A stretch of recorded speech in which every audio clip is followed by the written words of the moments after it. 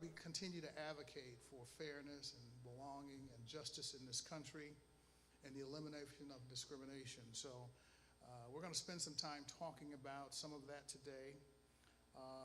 We did share with you some information regarding the official position of the national NAACP with reference to the issue of DEI and those companies that are dismantling and moving away from some of their programs and initiatives that have been in place for a number of years. They have issued a consumer advisory.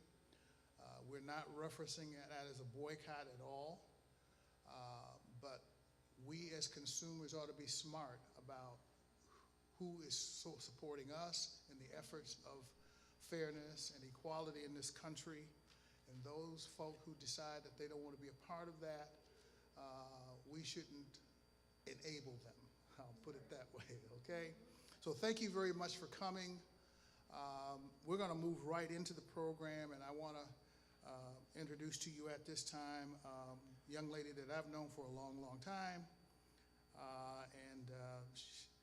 She is currently the president of Eta Upsilon Omega chapter of the Alpha Kappa Alpha sorority. Would you please welcome at this time Miss Lisa Reed.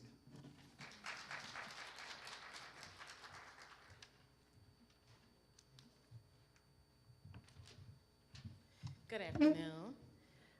Just like my uncle said, the president of the NAACP, Terry Pruitt, thank you so much for the introduction. Again, my name is Lisa Reed. I'm the current president of Eta Upsilon Omega chapter here in Saginaw of Alpha Kappa Alpha Sorority Incorporated. I just want to thank the NAACP first for letting us or allowing us to co-host with you today. And I know today we are going to get a lot of information on the DEI information.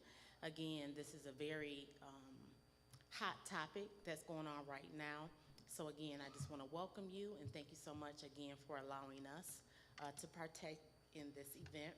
And I also wanted to call up Gwen McMillan for opening prayer.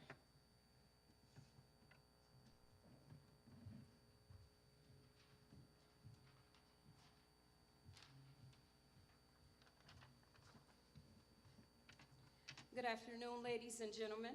Let's bow our heads in prayer. God of our weary years, God of our silent tears, thou who hast brought us thus far on the way, thou who hast by thy might led us into the light, keep us forever in the path, we pray.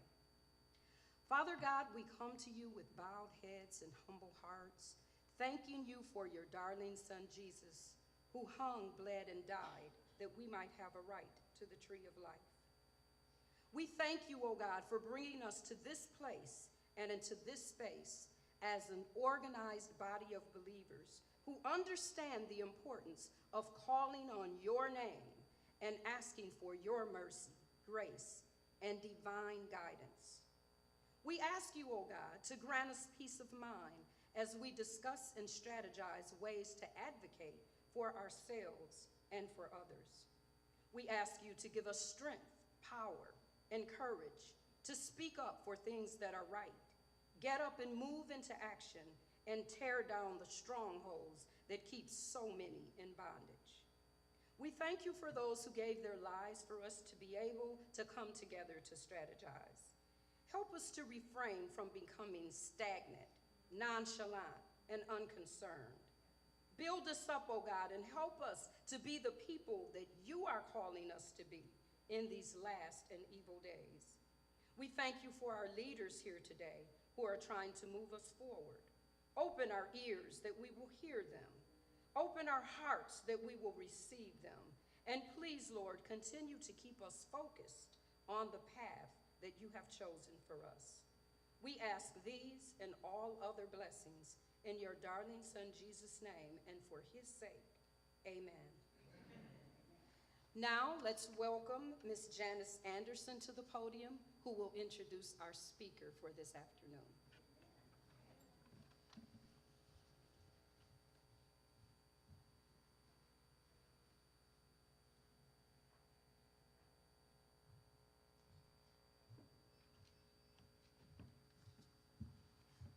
afternoon. President Pruitt, members of the Executive NAACP Board, ladies of Alpha Kappa Alpha Sorority, and all others who are gathered here. It is with pleasure that I introduce Ms. Marsha Thomas. Marsha has over 35 years of experience in human resources and talent in the fields of manufacturing, higher education, and civic engagement. She is currently employed as Chief Diversity Officer of APTAR, which is based in Chicago, making history as the first head of diversity, equity, and inclusion in APTAR's 30-year history. As a result, APTAR has been recognized by Forbes as the best place for women to work for 3 consecutive years. Her job is to ensure that the company navigates and address emerging DEI issues.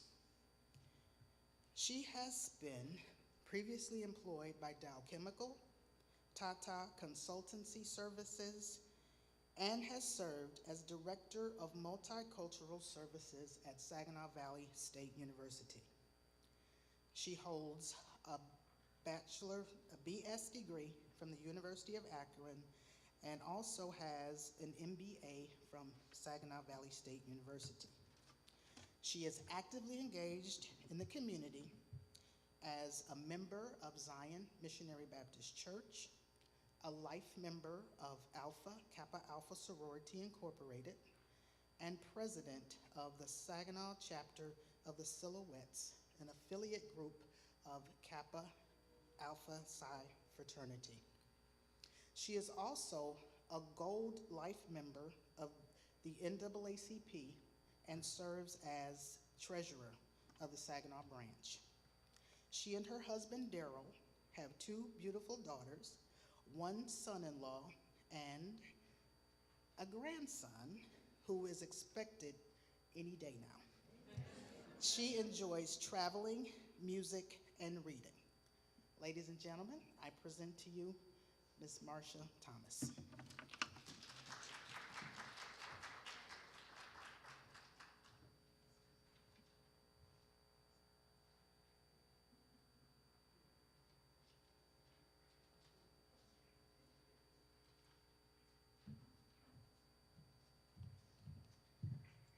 Good afternoon. Just when you think technology is on your side. All right, well, thank you again for allowing me to be the speaker for this afternoon.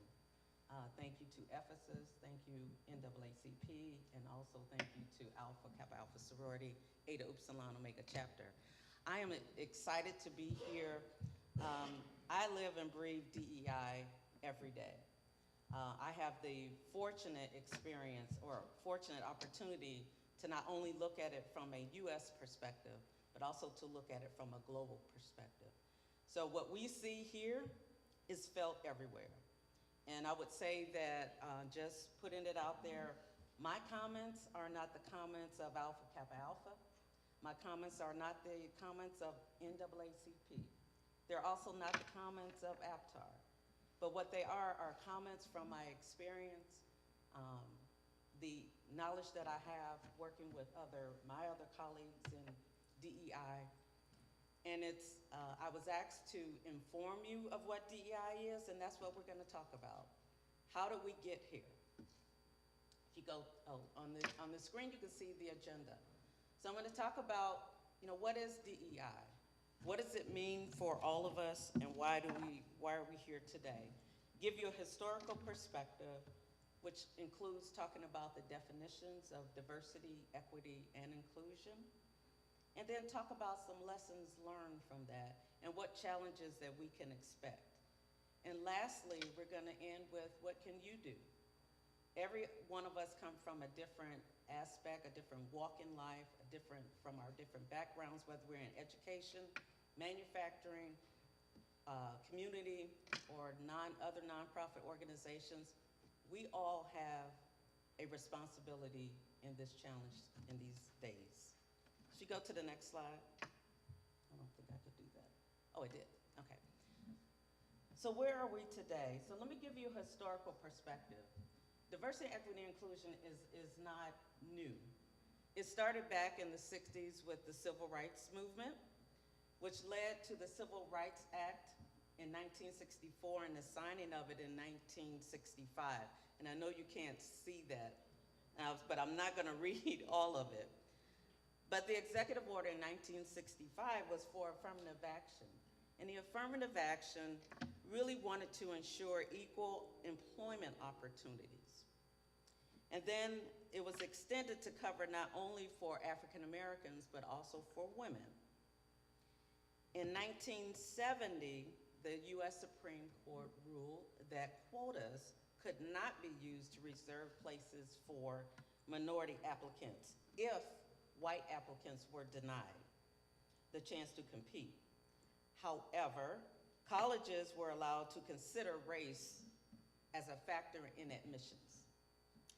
Now, move forward to July of 2023, when everything happened.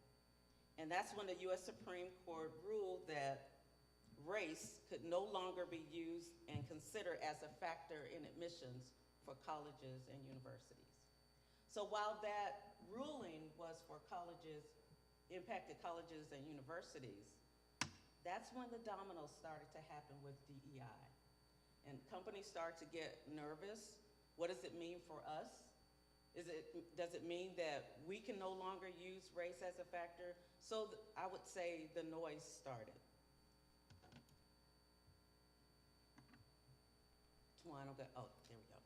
So the affirmative action and ruling, again, just to highlight again, the affirmative action said that a majority of organizations reported that little to no impact to their DEI goals. So they looked at it and said, okay, this is for colleges and universities, but for organizations, they said, well, that's not really gonna impact us, but some organizations start to say it was. So what they started to do was look and say, okay, well, what do we need to do with our goals that we've set for our employees? Colleges, universities, all organizations. So where are we today? So that happened in July of 2023. January happened. We all know what happened in January. And thank you, Gwen, for starting out with God of our weary years, because we are weary. But we can't get too weary, because we have to look at all of these things that are happening. They're happening so fast that we just have to stay alert and aware of everything that's happening. So on January 20th, the first executive order impacting DEI was issued. And it was really entitled, Ending Radical and Wasteful Government DEI Programs and Preferencing. And it was targeted to federal institutions. The next day, the second executive order was issued that ended illegal discrimination and restoring merit-based opportunities. So are you saying that we don't have any merit to be there?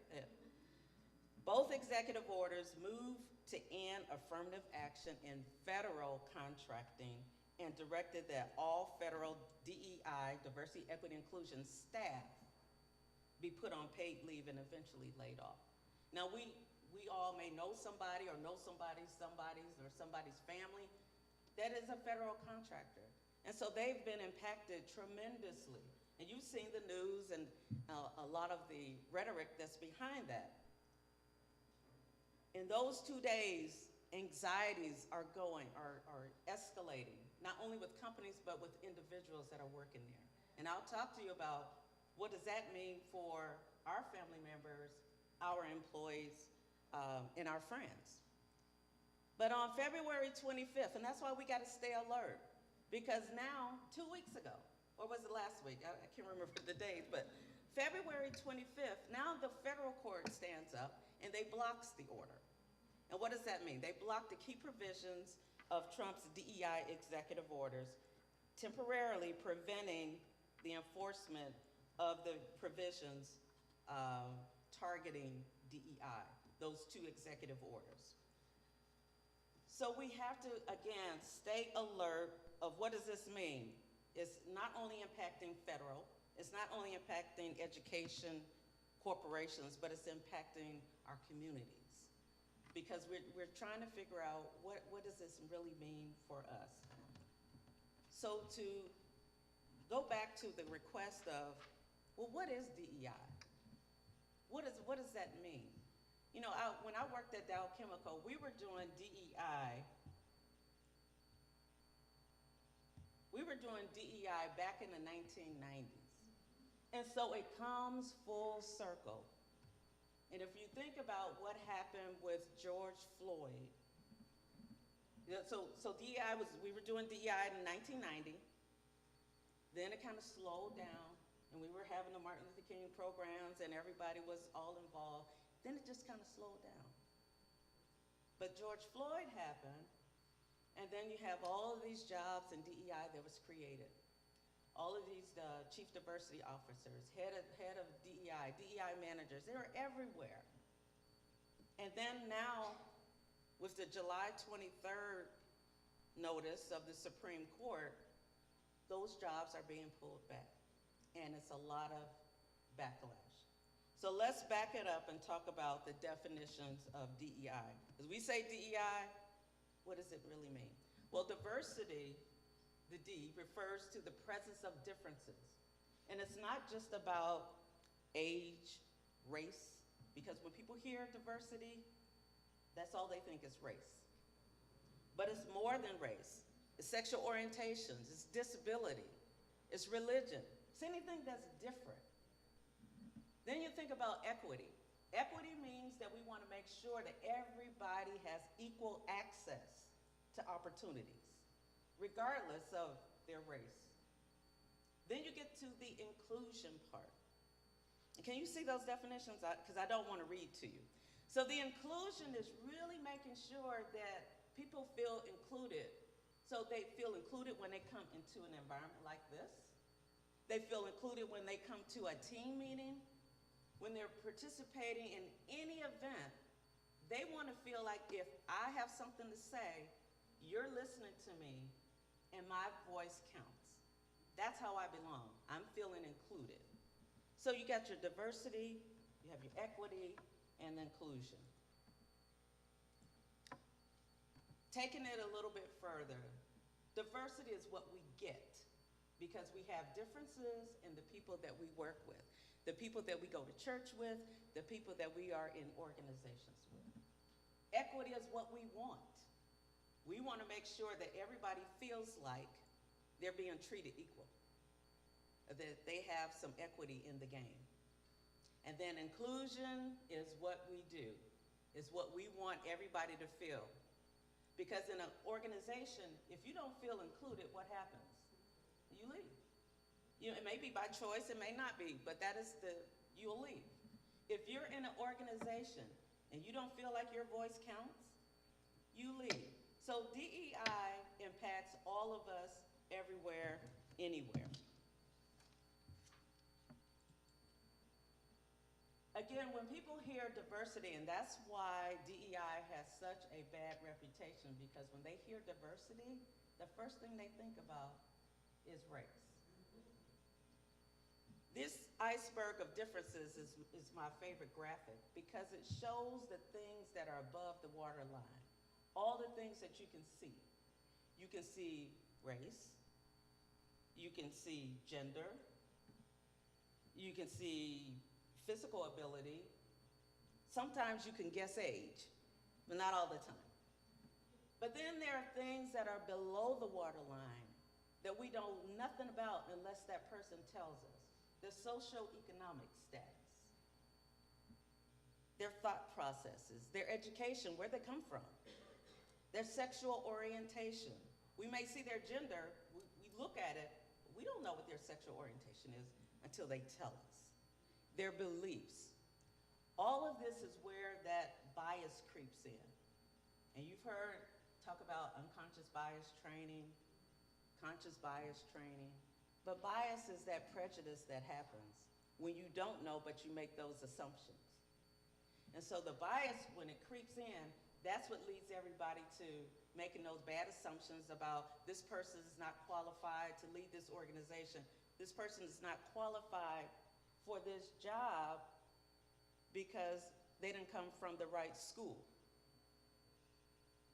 So again, the bias creeps in, and that's why we talk a lot about unconscious bias training to make sure that people are aware of these biases that are below the waterline that you can't see. Now think about the organizations that you're in. Same thing. You don't know about a person, you see what you see, but there are some things that people walk in with that you don't know what kind of experiences they're dealing with. So when we talk about what these pushback on DEI is because they don't understand all the things that we bring to the table. Taking it a step further for equity and inclusion. Again, equity is making sure that people get what they need to make sure that they can compete, to make sure that they can sit at the table. Inclusion, again, is fostering that sense of belonging. So making sure that everybody's voice counts. So in order for us to understand the origin of DEI, you need to understand what it means. Because we hear it all the time. We hear buzzwords all the time. But if you don't understand the definitions, you're just taking somebody else's understanding. So the origin started, again, back when we were demanding equal rights for all, starting back with the civil rights. And then decades since, we've evolved to this whole backlash against DEI. The backlash is primarily stemming from those initiatives aimed at promoting diversity. And when it says promoting diversity, is it promoting African Americans? No, it's promoting diversity. And the perception that it is reverse discrimination.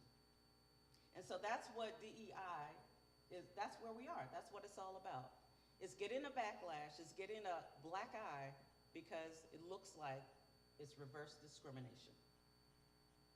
I will tell you that companies, benchmark data, companies that are embracing diversity, equity, and inclusion and have it embedded in all aspects of their organization, they are doing much better than organizations who are not. And that's the message that you have to keep bringing and the message that we have to keep forcing our leaders to understand. You're better off. Your shareholders will vote for you if you're better off, if you're practicing DEI. So what has the impact been with all of these executive orders? Well, there's legislative restrictions, and we talked about those with the government.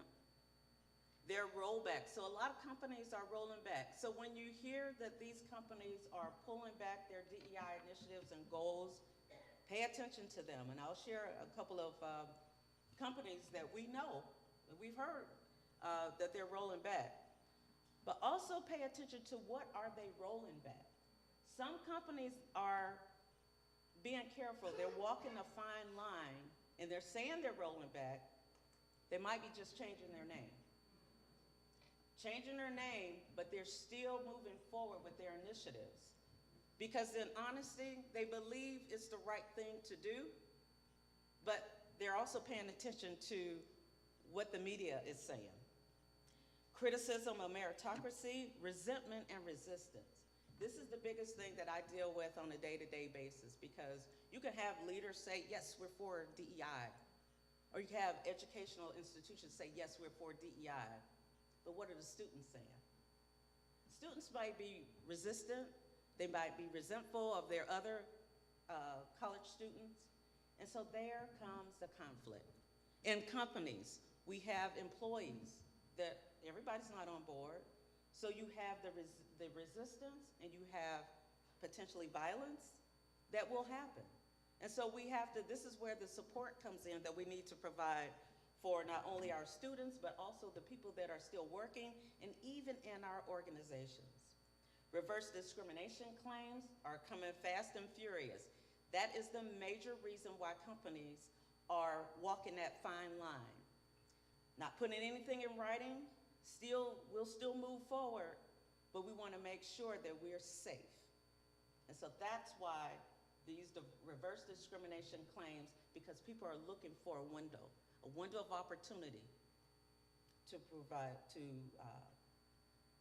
call a case. And then public and political opposition.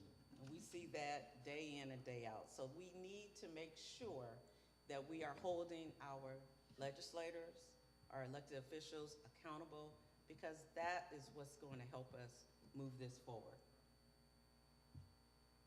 When I said earlier that there was a pivot, so you had companies that decided that, and educational institutions, okay, we're gonna pull back DEI. And what did that mean? Well, it meant that they were changing their names. So there was this whole pivot of what are we gonna call ourselves?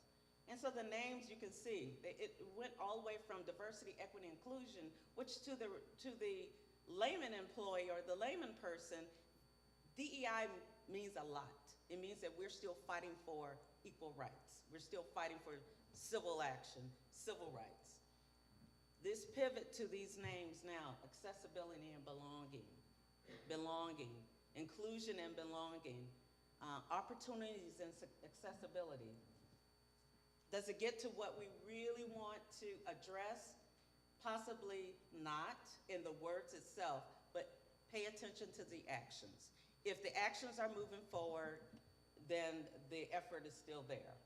But again, I just wanted to share where some of these names are coming from.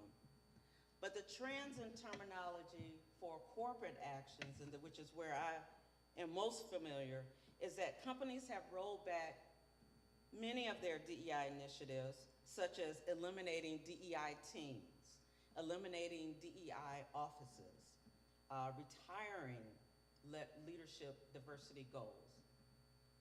But there's some that are still moving forward, and some are holding firm to their commitment to DEI. Universities, colleges and universities, they're in a different space because they get some federal grants. And so they may have to do something a little bit different. But if you hear some of and I'll give him a plug, if you hear leaders like Dr. Gavin speak on DEI, they're staying strong. Stand strong until you absolutely say, I have to stop. So what are some of the fears about the attacks and the backlash? Their work limitations. The biggest one is the job implications, because there are a lot of people that are impacted by their jobs of DEI. 3% of the Fortune 500 companies have made announcements that they're scaling back. What does that mean? Well, interesting enough that there are bullying efforts going on as well, not only in the workplace, but on LinkedIn, on Facebook. So to see that on LinkedIn, when you see somebody's DEI profile, they're getting bullied because they are still holding strong to that commitment. Health, equity, and anxiety. People are nervous everywhere. You don't know what's gonna happen from day one to day two. I was just recently traveling abroad, and I made sure that I always can stay connected to the news. And every day, you go, okay, what's next? What is going, everybody's waiting for the next wheel to fall off the bus. And until then, what are we going to do? Hiring practices. People are scaling back on their hiring practices, career progression, and it's impacting, again, our careers, our health, and then it impacts our wealth. So when we say we're going to, and we've had these discussions of not calling it a boycott, but whatever we're doing, just think about our friends, our family members that have worked for some of these companies. Because the minute that they scale back, oh, we can't make profits this year, we can't make profits this month, so we're gonna lay off. So there is a domino impact. So we just have to pay attention to that. I do wanna share, when we talk about who are those companies that are supporting DEI, Costco and Meijer in our area, really happy to see that. And we want to make sure that we are telling those companies that we thank you. Because they didn't have to do it, but they strongly believe in it. They strongly believe that their business can succeed because of the profits and the diversity of their employees. They are providing equitable opportunities, and they're making sure that people feel included. If they feel included, they're going to recruit other people to work for them. Same as with the university. If you feel included, you feel like you're going to get a fair chance at your good grades, you're going to make sure that you're telling somebody else, come to my school. Other companies like Apple and United, they also are doubling down in supporting DEI. Now, there are companies that are reacting negatively to the executive orders. Some of them are what used to be my favorite companies. I'm glad I like Coke because I saw that PepsiCo. But all of you know, if Macy's says something, I got a real problem. But these are companies that, you know, we all visit, we all support, we all buy things from. But we also have families that work there. So again, we have to figure out collectively, all of this movement has to be collective so that we don't feel, so that we don't look, there's an isolated issue or a movement over here and there's another one over here. But we have to make sure that they hear our voices.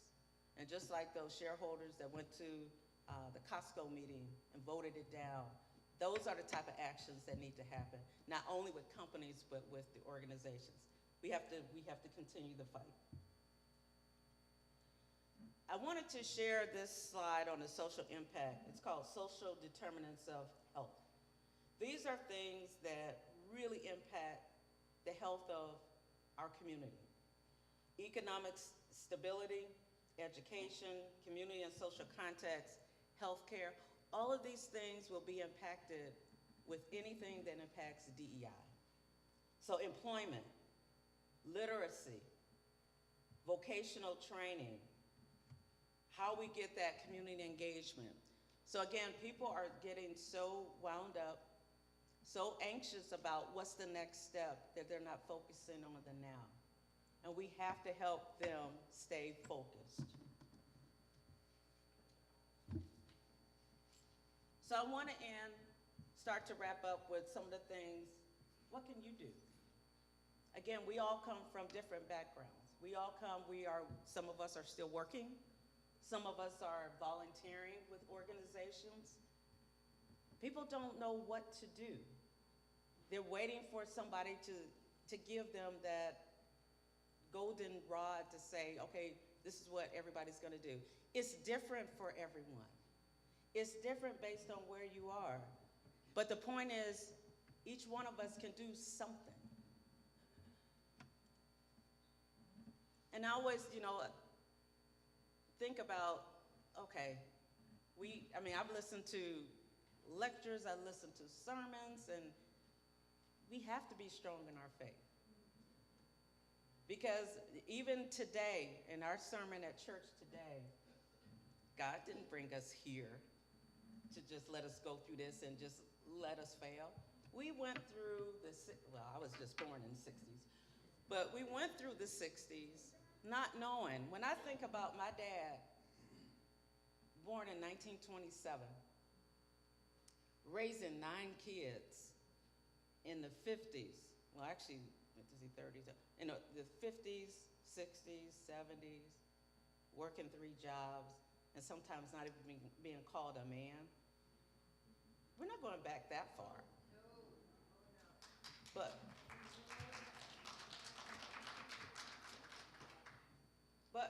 if we don't pay attention, some of it could come back. And that's why we have to just hold on to what we believe in. We got to stay educated, pay attention. Somebody say, oh, I don't watch the news anymore. You have to. We have to pay attention to the news, and we have to be intentional in our efforts. Again, holding our elected officials accountable. They need our help too. So we need to figure out, what is it that we want them to say? What is it that we want them to do? We can't just say, go fix it. But what do we want them to do? And then action versus anger.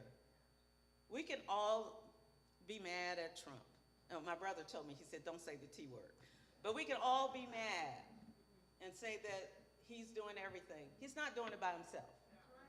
He got a whole bunch of people that's helping him, and people that look at all races, including us, that are there, that are saying the same thing.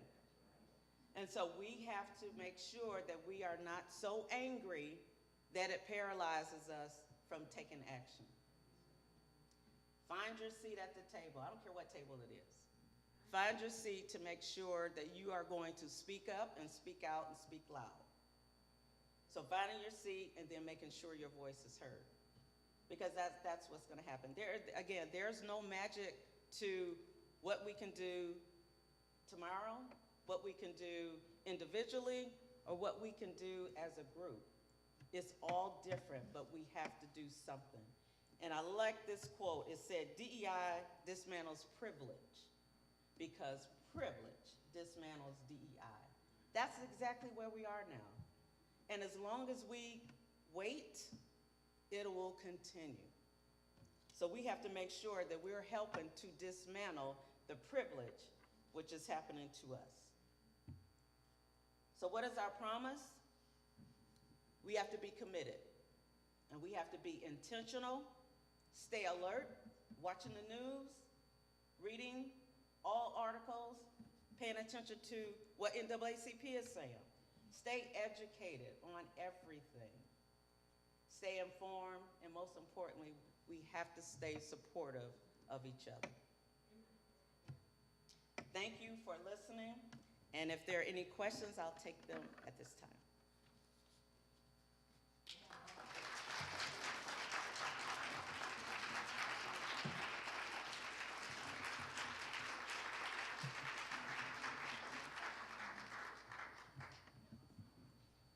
If you have a question, you can get up here quickly, or we can bring you back. Remember, we're live streaming, so we got to have you on the microphone. I'm sorry. Hello again. My question is, if they are successful with removing all DEI initiatives, how will that impact our educational system? Yeah. So I don't think they're going to be successful in removing all of DEI. You have enough benchmark to show that it's needed. What it will impact is the way they do things. You can still do DEI, as I showed you the names, they'll call it something different. But they'll still continue to recruit, they'll still continue to have the programs, but they have to call them differently. So while you're looking at, say, scholarships, they're hitting the scholarships or looking at scholarships right now. They'll just do a different way. As long as your programs don't just say African American or Hispanic, as long as it's open, it's safe. Your question is a great lead into our May meeting, our education committee. We're putting together a panel discussion that includes Pam Hughes, the president of the State Board of Education. So I want to invite all of you to stay tuned for that, because we will be having a significant discussion around this topic of how the Department of Education cuts and the federal actions will be impacting us all the way down to the local level. And it'll be dedicated to this whole theme and topic of education and how the greatest fear right now is that selected funding that targets and supports our special needs kids and Title I and some of those things will be dismantled. Education funding is still going to be there. It may not be there in the form that we see it today, but who it targets and who it supports is the real question. Well, my topic really follows the topic that you brought up. My question was, we have these companies that are walking a thin line, as you put it, that they're doing DEA, but they're not doing it openly. My question is, how am I to know? I've already stopped shopping at Target. I'm going to stop shopping at Sam's. That may take me a while because my prescriptions there work so well for me. Okay, so I'm going to eventually stop shopping at these places that I know are not supporting DEI. how do we know? Because I would like to continue. I will continue to shop at Costco's. They still support. And there are several others, but how do we know if they don't tell us? Yeah. Let me just jump in real quick, because the NAACP, if you go to our national website, they are compiling a list of these companies, okay? The ones that are continuing their DEI efforts, as well as the ones who are jumping ship, okay? Take that information. I think Marsha's point about continuing to educate yourself about what's going on, there are sources of information. And if you will follow the NAACP, it's naacp.org, and they have a search bar up there, and it'll help you understand which companies are dismantling their programs and those that are continuing to support the programs. That's one source of information. Yeah, no, the only other point I was going to make is that the only way to know is to go to those companies' website to see, because they are putting that out there. If they've removed everything, you know that it's not there. So you have to do your research on this issue. That's the best way to stay informed. The other thing that we are encouraging people to do, and we're going to be working with our national office and our legal staff to have some talking points. But one of the things that's being talked about is having us as consumers and us as African Americans especially advocate for ourselves through letter campaigns and things like that. So there's nothing wrong with all of us signing off on a letter and sending that to the board of directors and the leaders, the CEO and leadership of some of these companies, and say, I'm a consumer. I buy your products. And if you continue to treat me the way that you think you're going to treat me, then I'm jumping ship too. So that's one of the actions that all of us can consider. I will be very diligent in helping this community share some of that information and have some of those talking points. Finally, keep in mind that a lot of this is going to be fought out in the courts. A number of us were in an all units call about a week and a half ago where they had all of our legal attorneys. We're partnering with a lot of other coalition partners and people who are involved in civic engagement and human rights and civil rights. This is not just an NAACP issue. This is a whole bunch of folks. And none of us can take this battle on by ourselves. I mean, we all have to come together. As Marsha was talking about, diversity is not just black versus white. There's a whole bunch of folk who are concerned about some of this. I was at a meeting last week with some of our Hispanic leaders right here in Saginaw. The immigration issue, if you think we're afraid, Gil Guevara was telling me there have been a couple ICE agents already show up in Saginaw. Yep.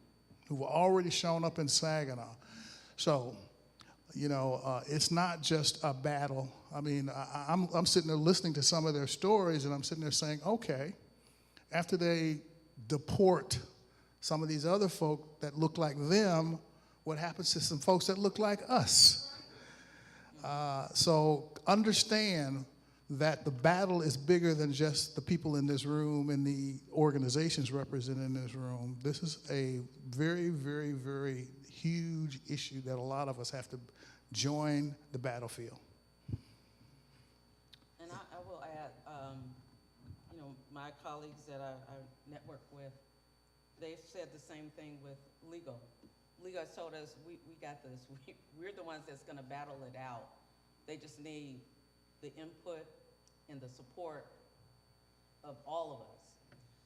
The other thing, when you mention immigration, when I say anxiety, that's where that anxiety is coming from.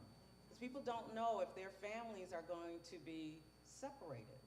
So all the people that voted for the T guy, now they having voters regret because they didn't think it was going to happen to them. Let me just share one quick story. Marsha, you talked about joining Dow in 1990. I joined Dow in 1978. And I want you to know that I left the city of Saginaw, went up to Dow to interview. I was offered a position with this proviso. I'm sitting there after 2 days of interviews. They made me a tremendous offer, but what they put on the table was, Mr. Pruitt, we're bringing you in as part of an affirmative action program. And we want to know, will that hinder your ability to move forward in the corporation? And I thought about it, because to walk around with that label on your back in an all-white corporation is tough. And I said, it won't bother me unless it bothers you. And I went on to say to them, if you don't intentionally put those barriers and hurdles in front of me to discourage me and to not support me in the way that you support everybody else, then I will prove to you that I deserve to be here. And some of you know about my career and history at Dow. The last 10 years at Dow, I reported directly to the CEO or to a corporate vice president, and I had their ear, and every opportunity I got to further the cause of the diversity and equality in that corporation, I did that. So the message there is, if you in the room, make sure your voice is heard. You don't have to be angry. You can maintain some diplomacy, but when you're not being treated right, speak up. Speak up. Any other questions? All right, I guess I might as well, Lisa, you can come on up and you and I can close this out, and we can go eat, and we can go home and watch the rest of the basketball games and all that other stuff. Thank you so much. Michigan State just won.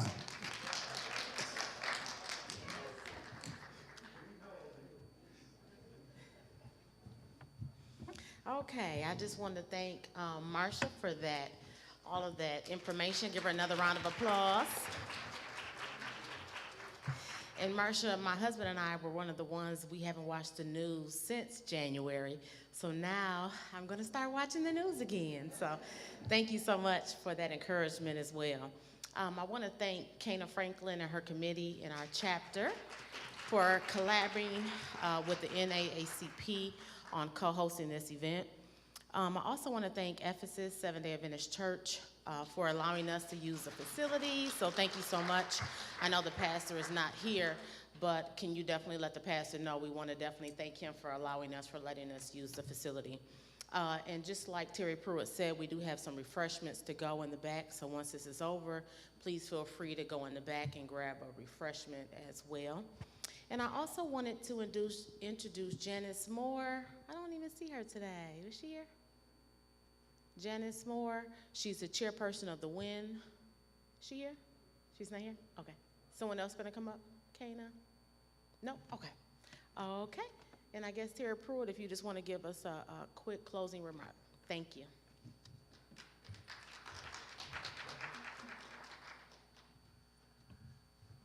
All right, to all of our friends out there in Facebook land, thank you for staying with us and hearing, and hopefully this information has been helpful. It is of significant importance for all of us. We used to have a lot of messaging when I was with Dow especially, because they clearly understood at the end of the day, it's about the money and the bottom line.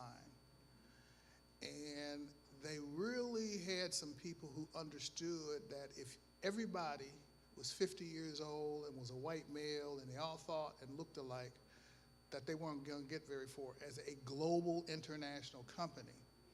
I traveled all around the world for Dow, and when you walk in some of those rooms, for them, a lot of it wasn't about black and white. It was our European people that I spent a month or so with. It was about how do we make this company successful and who do we need to do that. We sold at one time, remember the Jerry curl back in the 80s? We probably sold 85 to 90% of the products that went into those things to make you walk around with your glossy Jerry curl. We ran into a problem because we only had white salespersons calling on black hair care companies, And you can imagine some of the communication got all out of place because we're sitting in rooms with white chemists and white marketing people and white people representing us with black hair companies trying to sell a product to us. And we had a big business board meeting to talk about how do we improve the sales and how do we maximize the sales and that kind of thing. And as I was saying earlier, if you're in the room, say something, okay? So I'm sitting there and I'm listening to this conversation. I said, time out. I said, why don't you get some people who look like me to go in there, train them, have them understand the technology, and let them go in. We did that. We completely turned the sales around and upped it. And then we finally, about 3 years out, I went back to the business board and I said, listen, I'm black, I go in the barber shop, I look at people getting Jerry curls, and it's fewer and fewer and fewer of us doing that now. So you need to figure out a way to exit this before the bottom completely falls out of it. And sure enough, about a year and a half later, the whole thing went right down the tubes. But they listened. But there was about a 3-year cycle there where we started having black people call on black companies, and it paid off. And that's the whole idea here. I mean, it's a bottom line issue in many instances. So thank you all for coming. Please join us next month. We'll be at Bethel AME with the Alphas co-hosting. And in May, our education committee, we're going to have a very, very in-depth discussion around this whole issue of education and funding and what's going on in Washington around the whole education issue. So thank you very much for coming. We're all done.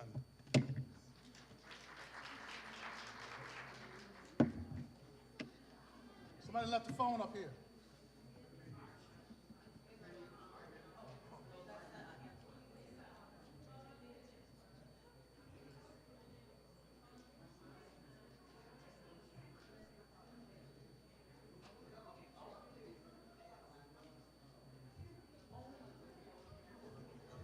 Hello, members of Eta Upsilon Omega chapter, can you come up front? We're going to take a photo, please.